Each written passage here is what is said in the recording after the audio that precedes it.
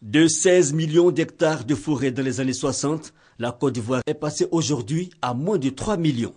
En plus de cette situation déplorable, l'écosystème et l'environnement immédiat souffrent d'insalubrité.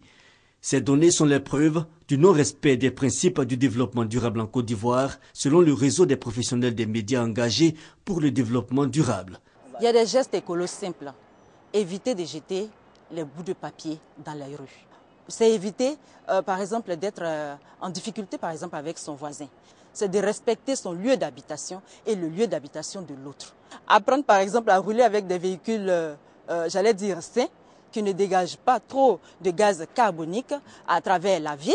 Le développement durable, c'est vivre bien aujourd'hui pour respecter notre avenir et laisser un héritage.